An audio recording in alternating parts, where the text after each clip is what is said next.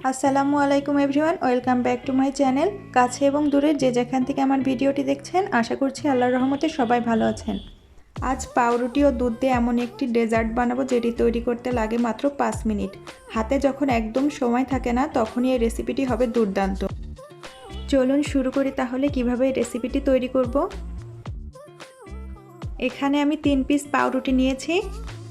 এখন পাউরুটির চারদিক একটি নাইফের সাহায্যে কেটে নিব। সবগুলো পাউরুটি আমি একইভাবে কেটে নিব।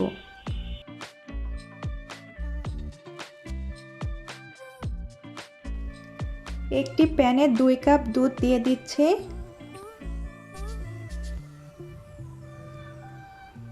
এখন দিয়ে দিব 2 টেবিল চামচ চিনি। একটি এলাচ দিয়ে দিব, আর দিয়ে দিব 2 টুকরা ডালচিনি।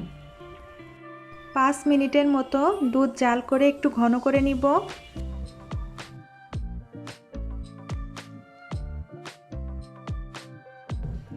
কেটে রাখা পাউরুটির উপরে আগে থেকে জাল করা দুধ দিয়ে দিব।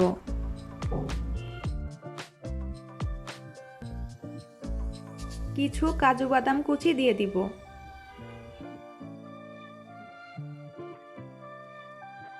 কয়েকটা কিশমিশ দিয়ে দিব।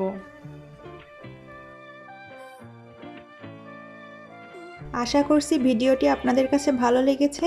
ভিডিওটি ভালো লাগলে প্লিজ একটি লাইক দিতে ভুলবেন না। আর এ ধরনের আরও সহজ রেসিপি আমার চ্যানেলে পেতে চাইলে চ্যানেলটিকে সাবস্ক্রাইব করেও নিতে পারেন। আজকের ভিডিওটি এখানেই শেষ করছি। আল্লাহ হাফেজ।